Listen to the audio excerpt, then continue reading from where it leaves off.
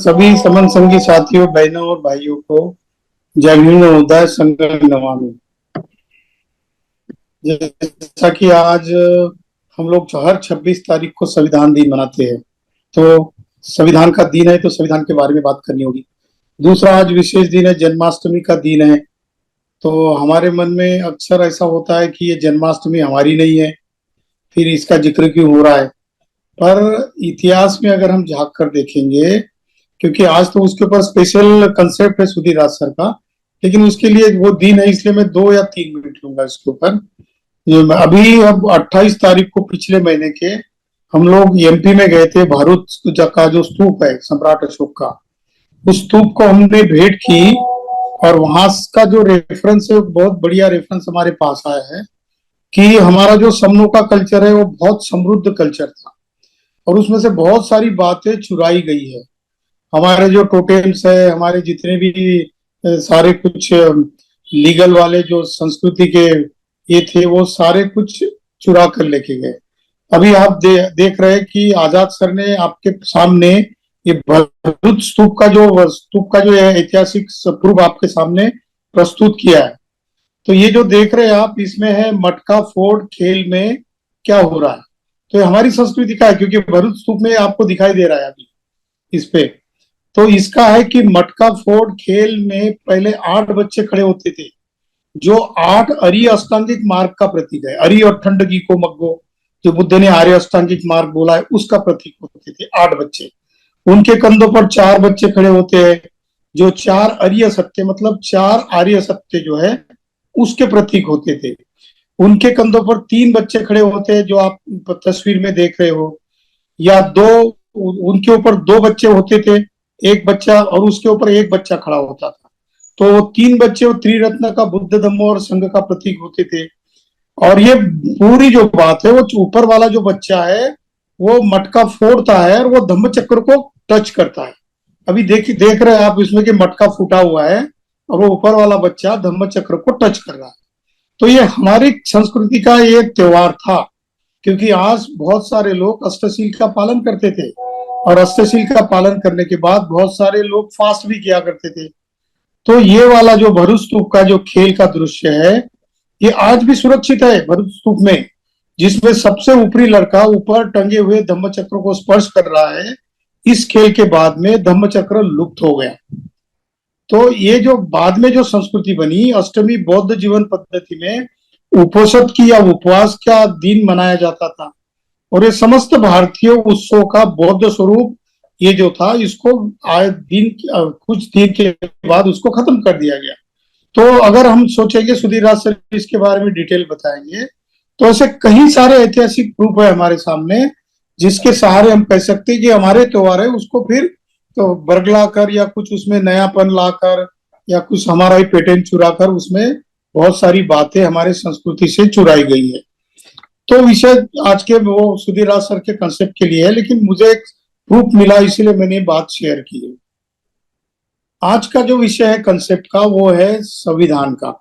जैसे कि हमने कहा कि संविधान के हर 26 तारीख को हम लोग समन संघ में एक संविधान दिवस मनाते हैं। संविधान दिवस क्यों मनाते हैं और क्यों मनाना चाहिए? संविधान हमारे लिए क्या है? तो संविधान हमारे लिए जैसे हमारी सांस होती है, जो रिस्पिरेशन होता है, बाहर से हवा आती है, पेट में निकल जाती है, तो वो अगर हम 1 मिनट 2 मिनट भी नहीं लेते तो हम मर सकते हैं। इस तरीके का मूल्य हमारे लिए संविधान का है। पर संविधान के बारे में हमने क्या जाना, संविधान की हालत हमारे सामने आए दिन क्या हो गई है, इसके ऊपर अगर हम चर्चा करेंगे तो 2-3 बातें निकल कर आ जाती है कि संविधान क्या है। तो बाबा साहब खुद कहते हैं, जब संविधान सभा में भी कहा उन्होंने, और उन्होंने अपनी जो संविधान सभा की जो फिलोसॉफी बताई, कॉन्स्टिट्यूशनलिज्म बताया, संविधानवाद बताया, उसमें वो कहते हैं कि constitution of India is not merely laws document, it's a vehicle of life and it's spirit is always spirit of Bharat का संविधान केवल वकील बंधुओं के हक नहीं है, डॉक्यूमेंट नहीं है, बल्कि माध्यम है। आपके जिंदगी में युग का परिवर्तन कर सकते हो आप, अगर इस संविधान को आप, ये हो रही हमारी गलती कहाँ हो, तो पहली बात तो हम कुछ उंगलियों पर गिने जाने वाले लोग अगर छोड़ देते हैं तो बहुत सारे लोगों को संविधान पता ही नहीं कि संविधान क्या है और संविधान में कौन सी बातें निहित है। तो पहली बात हम पढ़ते नहीं है। कुछ हमारे बीच में से जो ज्ञानी लोग हैं, जो खासकर वकील लोग हैं, उसके ऊपर प्रैक्टिस करते हैं। कुछ पार्लियामेंट्रियन है गिने चुने, बहुत सारे पार्लियामेंट्रियन को तो पता ही नहीं है कि संविधान क्या है। चलो मान लेते कि 1% 2% लोग संविधान को पढ़ते भी है, पर पढ़ने के बाद संविधान को अमल नहीं करते। क्योंकि संविधान अगर गंभीरता से पढ़ लेते हैं तो उसमें कुछ ऐसी बातें हैं कि जिसके ऊपर हमको अमल करना चाहिए। लेकिन अमल करने से पहले और संविधान पढ़ते वक्त हमको एक बात बड़ी गौर से ध्यान देनी पड़ती है, जो कि बाबा साहब ने जोर देकर कही है। बाबा साहब कहते हैं कि जो संविधान है, वो संविधान जब आप पढ़ोगे तो संविधान पढ़ने के बाद आपको सबसे पहले अगर क्या चीज आपको देखनी है तो आपको देखना है संविधानवाद। मतलब संविधान के पीछे की फिलोसॉफी क्या है, कॉन्स्टिट्यूशनलिज्म क्या है, इसके ऊपर आपको देखना पड़ेगा। जब तक आप संविधान के पीछे की फिलोसॉफी नहीं समझ जाओगे तो आपके आंखों के सामने से संविधान को तोड़ मरोड़ कर रख दिया जाएगा। और बिल्कुल बाबा साहब ने जैसा भविष्य किया बताया था उसी तरीके से हो रहा है। संविधानवाद क्या है, तो संविधान के पीछे की फिलोसॉफी। जैसे कि अभी की बात देख लो, 1 तारीख का जो आदेश आया सुप्रीम कोर्ट का, वो लोग संविधानवाद को खत्म करना चाहते हैं। कौन सा वाद है उनके मन में? अभी उन्होंने तो बहुत सारा रिजर्वेशन को खत्म करने तक की बात लेकर आए। लिबरलाइजेशन, ग्लोबलाइजेशन और प्राइवेटाइजेशन जो 1991 में शुरू किया, ये जो डिसीजन था टोटली एंटी कॉन्स्टिट्यूशनल है। तो उन्होंने बात कैसे जोड़ी, तो जो दुनिया का जो लिबरलाइजेशन, ग्लोबलाइजेशन और प्राइवेटाइजेशन हो रहा है, एलपीजी हो रहा है दुनिया का, तो इसमें भारत के शासन की सत्ता को उस तरीके से मोड़ना है, इसीलिए एलपीजी का धोरण लिया है। तो उसमें पहला आघात क्या किया गया, तो जितने भी पब्लिक सेक्टर अंडरटेकिंग थे, उन पब्लिक सेक्टर अंडरटेकिंग लगभग 948 थे। उसमें से अब लगभग आज तक 60 जो पब्लिक सेक्टर अंडरटेकिंग बचे हैं, बाकी के सारे बेच दिए गए। ये क्यों किया गया? क्योंकि संविधानवाद से उनकी ये फिलॉसफी थी कि इन लोगों को रिजर्वेशन देना पड़ता है। हालांकि रिजर्वेशन बाबा साहब की मूल डिमांड नहीं थी, उनकी डिमांड थी सेपरेट इलेक्टोरेट की। सेपरेट इलेक्टोरेट से क्या होता था, तो हमको हमारे खुद के प्रतिनिधि चुनकर ले आने की आजादी थी। हम निर्भर नहीं होते थे वो दूसरों के, अगर वो हो जाता तो हम खुद का अपना प्रतिनिधि चुनकर ले आते, जो कि एससी एसटी और ओबीसी के लिए जो भी रिजर्वेशन रहता, हमारे अपने अगर सिर्फ हमारे वोट से चुनकर आने वाले प्रतिनिधि कर रहे थे, तो हम लोग ऐसे असली कलदार को चुनकर ले आते, असली लोक प्रतिनिधि को चुनकर आते, जो कि आज वैसा है नहीं। आउट ऑफ 131 कुछ 10-15 लोग अगर छोड़ दिए जाए तो सारे के सारे रबर स्टैंप है। उनको ना तो संविधान का पता है, संविधानवाद का पता है, संविधान की इम्प्लीमेंटेशन का पता है, और संविधान को किस तरीके से तोड़ मरोड़ कर रखा जा रहा है इसका भी उनको कोई पता नहीं है। बस वो पार्टी का व्हिप निकलता है और उसके लिए वो काम करते हैं। वो कभी अपना मुंह भी नहीं खोलते। 131 में से लगभग 110-120 लोग। तो ऐसा होता क्यों है? क्योंकि इसीलिए होता है कि संविधान की जो बेसिक फीचर्स है वो फीचर हमने आज तक नहीं समझ में आई हमारे।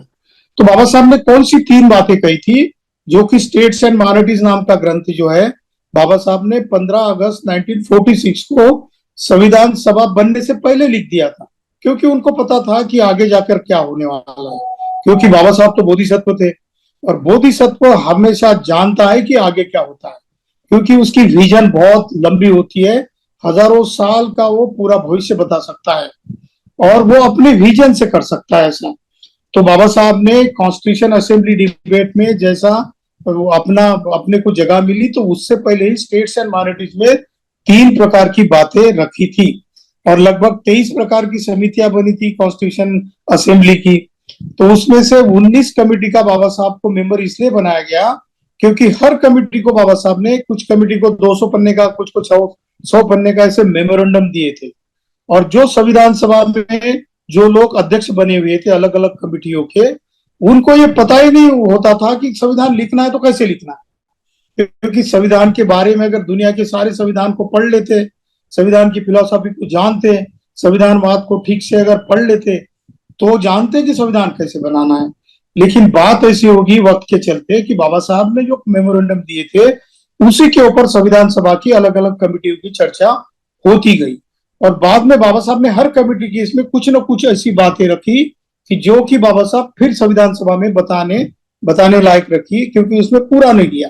तो बात ऐसी होगी, हर कमेटियां अपना अपना जो तैयार कर रही थी संविधान का छोटा मोटा ड्राफ्ट, तो उसमें उनको अड़चन आ गई है। फिर बाबा साहब अम्बेडकर की जो नोट थी उस नोट के ऊपर चर्चा होनी शुरू हो गई, और देखते देखते ऐसा हो गया कि डॉक्टर अम्बेडकर ने ये सारा कुछ 19 कमेटियों को मेमोरेंडम दिया है, क्यों ना हम इसी के ऊपर बात करना शुरू कर देते, और चर्चा उसी के ऊपर चलती गई। और फिर ऐसा सहमति से तैयार हो गया कि ऐसा करते हैं कि ड्राफ्टिंग कमेटी का चेयरमैन ही बाबा साहब को बनाते हैं। तो ऐसे जब पार्लियामेंट, ब्रिटिश पार्लियामेंट के कुछ लोग रैमसे मैकडोनाल्ड के साथ, सॉरी क्लेमेंट एटली के साथ वाले जो लोग थे, क्लेमेंट एटली उस वक्त प्राइम मिनिस्टर हुआ करते थे, विंस्टन चर्चिल बाद में वो अपोजिशन पार्टी के लीडर बन गए थे, तो उन लोगों को, वो लोग बाबा साहब के काफी अच्छे दोस्त थे। Professor Cannon, professor Seligman, professor Goldenweiser, professor James Shotwell, ऐसे काफी जो प्रोफेसर थे जिन्होंने, कुछ लोगों ने बाबा साहब को पढ़ाया भी था, वो लोग बाबा साहब के इसीलिए दोस्त बन गए थे क्योंकि एक गुंथर नाम का एक लेखक लिखता है कि इन लोगों ने सजेस्ट किया था कि अगर भारत का संविधान बनाने की बात आई तो आप ये डॉक्टर का नाम,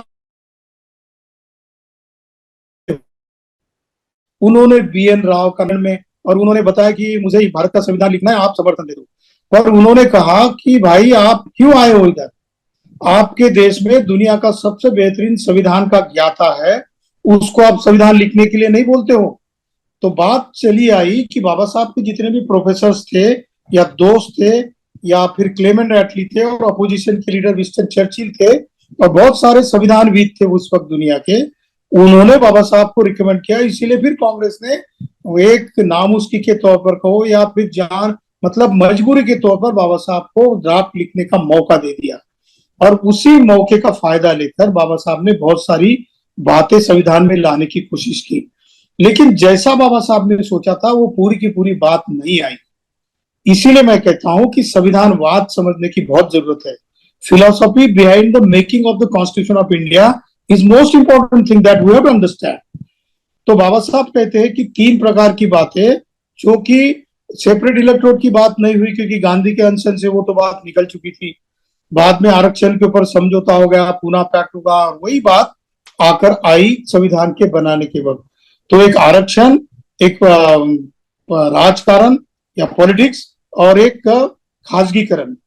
बाबा साहब को पता था कि ये 3 वास्तव है हमारे देश के, ये लोग आरक्षण के लिए सपोर्ट नहीं करेंगे और पॉलिटिक्स जो कास्ट वाला पॉलिटिक्स खेलेंगे, और ये आगे जाके कहो या अभी भी कहो, ये ज्यादा से ज्यादा सारे भारत के उद्योग है उसका प्राइवेटाइजेशन करेंगे। इसीलिए बाबा साहब ने एक जो संविधान लिखते थे एक बात कही, तो उसमें 3 ड्राफ्ट बाबा साहब ने तैयार किए थे, जिसका की जिक्र स्टेट्स एंड माइनॉरिटीज नाम के ग्रंथ में बाबा साहब ने कहा है। वो 3 मुद्दे ऐसे थे कि इकोनॉमिक इंडिपेंडेंस का ड्राफ्ट, यानी आर्थिक स्वतंत्रता का मसूदा, दूसरा था सोशल इंडिपेंडेंस का, सोशल स्वतंत्रता का मसूदा, और तीसरा जो था बाद में जाके संविधान में तो नहीं आ पाया, लेकिन वो बाद में जाके बाबा साहब ने 1948 में बिल डाला था, हिंदू कोड बिल का। बाबा साहब ये भी चाहते थे कि हिंदू कोड बिल भी संविधान का एक भाग हो, लेकिन हिंदू कोड बिल पे इतना बड़ा पॉलिटिक्स होगा, इतनी बड़ी बातें हो गई कल्चर के ऊपर, वो लोग बहुत ही चिल्लाने लगे, उन्होंने महिलाओं को सामने किया, शंकराचार्य तो बीच में खींचा, और उस वक्त बाबा साहब ने फिर वो जो बिल 1951 तक टाल दिया था।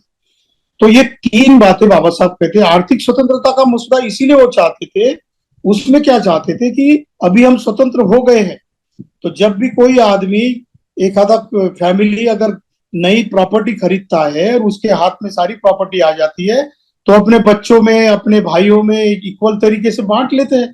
तो उसी तरीके का बाबा साहब ने स्टेट्स एंड माइनॉरिटीज में एक प्रोविजन किया था कि जितनी भी जमीन है वो पूरी की जमीन स्टेट के मालकियत की होनी चाहिए, उसका जो ओनरशिप है स्टेट को जाना चाहिए, और जो जमीन करेगा, जो जमीन में उसकी मशागत कर सकता है, जमीन की देखभाल कर सकता है, उसको जमीन दे दी जाए, लीज पे दे दी जाए, 20 साल 30 साल के लिए जो भी हो, और उसके तरफ से एक माइनर लेवल पर उसका लीज लिया जाए, और उसको कम से कम 0% या 1% से उसको लोन भी दिया जाए, और ऐसे जो कष्टकरी लोग हैं, जो मेहनत कश लोग हैं, किसान है, कसक लोग हैं, उन लोगों को जमीन दे दी जाए और उसकी पूरी जो ओनरशिप है स्टेट की हो। तो ये बात बाबा साहब ने की। दूसरा, सोशल इंडिपेंडेंस की बात बाबा साहब ने रखी थी। वो कहते हैं कि जितनी भी संपत्तियां है उसका नेशनलाइजेशन होने के बाद उसका समान तरीके से डिस्ट्रीब्यूशन हो या बंटवारा हो। उसके बाद वो लिखते हैं कि जो लोग गरीबी रेखा के नीचे है, जो हजारों साल से पीड़ित है, वंचित है, गरीब है, जिनको जो खाने के लिए मोहताज है, ऐसे लोगों को प्रेफरेंस दिया जाए। तो ये वाली तीन बातें बाबा साहब ने लिखने के बाद नेहरू के साथ बाबा साहब का विवाद हो गया। एक दिन रात को नेहरू का बाबा साहब को फोन आता है और कहते हैं कि बाबा साहब, हम जो है ना, हमारी सरकार जो कांग्रेस के सारे लोग, ये आप आर्थिक मसूदा जो आपने आर्थिक ड्राफ्ट जो किया है, इकोनॉमिक ड्राफ्ट का, इसको ये हमको मंजूर नहीं है। तो बाबा साहब उनको कहते हैं कि नेहरू जी, अगर आपको आर्थिक जो मसूदा मैंने सबमिट किया है स्टेट्स एंड माइनॉरिटीज वाला, वो अगर आपको मंजूर नहीं है, तो फिर सोशल जो मसूदा है वो भी मैं आपको होने नहीं दूंगा। सोशल मसूदे में क्या है कि वो आरक्षण तो देना नहीं चाहते थे, प्रतिनिधित्व तो जिसको बाबा साहब ने बोला था। तो बाबा साहब बोले थे कि हमको हक मिले बगैर हम ये सोशल वाला आपका जो मसूदा है वो पारित ही नहीं होने देंगे, आपको मेरी बात माननी पड़ेगी। तो इसके लिए फिर समझौता होने की बात हो गई। जैसे उनके हाथ में फिर कॉन्स्टिट्यूशन का ड्राफ्ट लिखने का मौका आया, तो अपने हिसाब से बाबा साहब ने 21 फरवरी 1948 को संविधान का कच्चा मसूदा संविधान सभा के सामने रख दिया। तो उसमें फिर ये बात आ गई प्रतिनिधित्व के तौर पर आरक्षण की। अब ये बात उनको पसंद नहीं थी, और वही उसमें तो एक बड़ी सरप्राइजिंग बात ये थी कि आज जो ओबीसी लोग आरक्षण मांग रहे हैं, उन ओबीसी के जो सबसे बड़े प्रतिनिधि थे सरदार वल्लभ भाई पटेल, उन्होंने ही ओबीसी के आरक्षण का विरोध किया था। ये कहते हुए कि ये तो हमको भीख नहीं चाहिए, क्योंकि हम तो बड़े अच्छे लोग हैं, हमारे घर जमीन है, और आप ये हमको आरक्षण की भीख क्या दे रहे हो, इसका प्रोविजन क्यों लिया है। तो इस वजह से उन्होंने विरोध किया। बाबा साहब ने कहा कि आपको मेरी किताब पढ़नी होगी, जो है हु वेर शूद्रास, शूद्र पहले कौन थे। तो उसमें वो लिखते हैं कि शूद्र जो लोग हैं वो आज के ओबीसी लोग हैं, और ये ओबीसी लोग हैं, इन लोगों के लिए जो हक की बात, आरक्षण की बात, उनके आर्थिक, सामाजिक और राजनीतिक अधिकार की बात में इनके संविधान के मसूदे में पेश किया, और ये सरदार वल्लभ भाई पटेल इसका भी विरोध कर रहे। तो वो बहुमत नहीं होने की वजह से, और 1935 का जो गवर्नमेंट ऑफ इंडिया एक्ट है, उसमें केवल एससी और एसटी का आरक्षण होने से एससी एसटी के आरक्षण के लिए वहां पर कोई अड़चन नहीं हुई। लेकिन ओबीसी के लिए जो 340 का जो एक्ट, जो कलम, जो आर्टिकल जो बाबा साहब ने बनाया था, उसके लिए अड़चन हो गई, क्योंकि वो फंडामेंटल राइट में नहीं आता था। जो भी बातें 1935 के गवर्नमेंट ऑफ इंडिया एक्ट में आती थी, और जिन लोगों के ऊपर डायरेक्ट अन्याय अत्याचार होता था, जो एससी और एसटी लोग हैं, उनको वहां पर आरक्षण की प्रोविजन की गई। उसके लिए फिर कांग्रेस और बाकी के सारे लोगों ने उतना अपोज नहीं किया, क्योंकि बाबा साहब की डिमांड बहुत प्रखर तरीके से थी। एक बार तो ऐसी हो गई कि इन लोगों ने बाबा साहब का विरोध करना शुरू कर दिया, तो बाबा साहब ने लगभग संविधान सभा में जाना ही बंद कर दिया। और बात ऐसी हो गई, ये 1948 के नवंबर के आए दिन की बात है। जैसे लगभग 1 साल तक पूरा डिबेट हुआ, हर चीज का, हर आर्टिकल का आंसर बाबा साहब पहले प्रस्तावना करते थे, फिर डिबेट होती थी, फिर बाबा साहब का संविधान सभा में आखिरी संबोधन होता था, फिर उस आर्टिकल को मंजूर कर लिया जाता था। और बाबा साहब के सिवा कोई भी आर्टिकल मंजूर नहीं होता था, क्योंकि अंतिम जो व्याख्यान देने वाले, संबोधन देने वाले, वो ही होते थे। और उनकी इतनी प्रगाढ़ बुद्धिमत्ता थी कि किसी की हिम्मत नहीं होती थी कि वो बाबा साहब को टक्कर दे सके, बाबा साहब को काट सके। तो ऐसे में बहुत सारे आर्टिकल्स को बाबा साहब को तकलीफ नहीं हुई, पर आर्टिकल 340 की लगभग 17 घंटे तक डिबेट चली। बाबा साहब चाहते थे, बाबा साहब का हेतु ये था कि अगर एससी एसटी के साथ ओबीसी को भी अगर मैं फंडामेंटल राइट में आर्टिकल 15 और आर्टिकल 16 और 16(4) में अगर मैं आरक्षण का प्रावधान कर लेता हूं, और ये फंडामेंटल राइट के तौर पर अगर मंजूर हो जाता है, तो fundamental rights are not challengeable in the court of law. ये फंडामेंटल राइट्स है, इनको कोर्ट में चैलेंज नहीं किया जा सकता, क्योंकि सुप्रीम कोर्ट उसके ऊपर कोई कानूनी आदेश नहीं दे सकता है। इसीलिए वो ओबीसी को ये देना चाहते थे। पर ओबीसी के प्रतिनिधि विरोध में खड़े हुए, तो बाबा साहब क्या करते, इसीलिए जितना मिल गया उतना उन्होंने कर लिया। तो ये बात हो गई, इसीलिए ओबीसी का आरक्षण उस वक्त मंजूर नहीं हो सका। और 21 फरवरी को बाबा साहब ने जब ड्राफ्ट पुटअप किया था संविधान सभा में, तो बाबा साहब ने पहली बार ओबीसी वर्ड का इस्तेमाल किया। इसका मतलब ओबीसी के फादर तो बाबा साहब हुए, लेकिन कितने ओबीसी मानते हैं? आज हम लोग ये बात इसीलिए कह रहे हैं कि समन संघ ने बिल्कुल यही बात पकड़ी है। समन संघ संविधान को अपना नेता मानता है। समन संघ अपने सारे जीवन जीने का तरीका है संविधान से लेने की बात करता है, क्योंकि हमारे भविष्य की, हमारे हक और हुकूक की, हमारे सारे प्रोविजंस की, सोशल, इकोनॉमिक और पॉलिटिकल सुविधाओं की सारी बातें संविधान में निहित है। पर हमारी गलती क्या हो रही है? हम लोग एक तो अलग अलग लड़ते हैं, एक स्टार बनकर, जैसे कि मैंने पहले कहा कि 1-2% लोग ही संविधान को और संविधानवाद को जानते हैं। उनमें से ज्यादातर वकील लोग हैं, कुछ सुप्रीम कोर्ट में, कुछ हाई कोर्ट में और कुछ अदर डिस्ट्रिक्ट कोर्ट तक है। वो गंभीरता से लेते हैं, लेकिन वो भी पता नहीं शायद कि वो इकट्ठा क्यों नहीं होते इस बात के ऊपर। अगर आपका आरक्षण खत्म होने की बात आ जाती है, कोई सुप्रीम कोर्ट एंटी कॉन्स्टिट्यूशनल अगर जजमेंट देता है, तो क्यों नहीं भारत के सारे वकील बंधु हमारे, सारी जितनी बहनें और भाई एडवोकेट्स है, वो क्यों नहीं इकट्ठा हो जाते? लगभग 1 महीने की बात हो गई है, कुछ गिने चुने वकीलों के स्टेटमेंट्स आ रहे हैं, उनके कुछ संबोधन आ रहे हैं, उनकी कुछ क्लिप्स आ रही है, कुछ का क्लिप्स वायरल हो रही है। तो यही बात है, हम गलती कर रहे हैं। हम लोग इकट्ठा आकर कोई भी लड़ाई, आंदोलन या कोई भी संघर्ष करते नहीं है, हम अलग अलग करते हैं। इसमें हमारा हेतु क्या होता है कि अगर मैं मोर्चा निकालूं, आंदोलन करूं, तो इसका सारा क्रेडिट मुझे ही मिलना चाहिए, ताकि मैं आगे जाके नेता बनकर उभर जाऊं और मेरे जो हित और उद्देश्य, हेतु और उद्देश्य है, वो आगे जाके आएंगे और मैं नेता बनूंगा, मैं एमपी बनूंगा, एमएलए बनूंगा, मिनिस्टर बनूंगा। ऐसे छोटे मोटे ख्वाब उनके होते हैं, पर वो ये भूल जाते हैं कि अगर सारे के सारे अगर हम इकट्ठा हो जाते हैं, तो हम कितनी बड़ी ताकत खड़ी कर सकते हैं। ठीक है, हमने 21 तारीख को ताकत दिखा दी, उससे सरकार तो घबरा गई, लेकिन सरकार ने एक बात की, सरकार ने वो सिर्फ इतना बोला है कि एबीसीडी के लिए उन्होंने राजी नहीं किया। वो सिर्फ एक ही मुद्दा उन्होंने लाया है कि क्रीमी लेयर को हम नहीं लगाएंगे। तो ऐसी बातें और बहुत सारी बातें हैं। इसीलिए समन संघ कहता है कि सारे एससी, एसटी, ओबीसी और कन्वर्टेड माइनॉरिटीज है, कम से कम इतने लोगों को तो भी कम से कम इकट्ठा ले आओ, क्योंकि वो भी को हम बता सकते हैं कि भाई बाबा साहब ने जो ड्राफ्ट बनाया था 21 फरवरी को, उसको पढ़कर देखो, या फिर स्टेट्स एंड माइनॉरिटीज का जो मिनी कॉन्स्टिट्यूशन जिसको बोलते हैं, उसको पढ़कर देखो, तो आपको जो अधिकार आरक्षण के मिल रहे थे, उनको फंडामेंटल राइट में इंक्लूड किया जाए। ये बात बाबा साहब ने की थी। क्यों नहीं आते हो? हमारे जो हमारे आज के अधिकार छीने गए, उसके लिए आप हमारे साथ हाथ में हाथ मिलाकर मिलाने के लिए तैयार क्यों नहीं होते? कंधे से कंधा मिलाने के लिए क्यों तैयार नहीं होते? तो ये हम आह्वान नहीं कर सकते। ओबीसी ये देखता है कि यही तो लोग सारे इकट्ठा नहीं है, तो हम इनके साथ क्यों जाए? वो अपनी डिमांड अलग से सुप्रीम कोर्ट में, हाई कोर्ट में पुटअप कर रहा है, लेकिन वो भूल जाता है कि जब तक के फंडामेंटल राइट में उनका आरक्षण आर्टिकल 16 और 16(4) में एससी, एसटी ऑब्लिक ओबीसी के तौर पर नहीं आता है, तब तक किसी भी ओबीसी को आरक्षण नहीं मिलने वाला है। ये लिख लो बात, क्योंकि संविधान सभा में जो बाबा साहब ने कहकर गए थे, वो पत्थर की लकीर है, और वो जब तक आप इकट्ठा नहीं हो जाओगे, ये अधिकार आपको मिलने वाले नहीं है।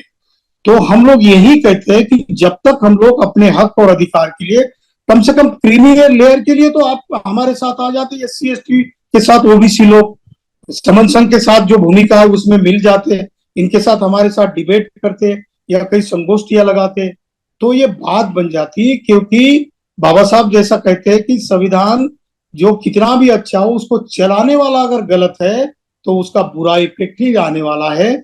और वो बात जब पॉलिटिकल लेवल पे नहीं आती है, तो वो कानून के तौर पर करना चाहते हैं। जो बात आप संसद में पारित नहीं कर सकते, अधिकार तो संसद को है, पर संसद में नहीं करना चाहते, तो आप जुडिशरी के हाथ में दे देते हो, और जुडिशरी को अधिकार नहीं है, फिर भी वो चाहती है कि इसको ब्रेक किया जाए, उसको तोड़ मरोड़ कर रख दिया जाए।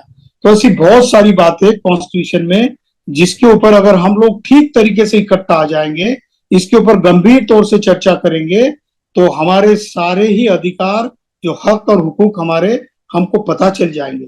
और जैसे हाई कोर्ट के, सुप्रीम कोर्ट के कुछ जजेस होंगे हमारे, या फिर ये बहुत बड़े लॉयर्स होंगे, सीनियर काउंसिल्स होंगे, इनकी तरफ से अगर हम लोग इसका महत्व अगर समझाएंगे समाज को, तो समाज इकट्ठा आकर एक नया आंदोलन खड़ा कर सकता है। क्योंकि ये आधा ही दिया है अभी। तो जो कैबिनेट जो 4-5 दिन पहले हो गई है, इसमें पूरा का पूरा आश्वासन नहीं दिया है।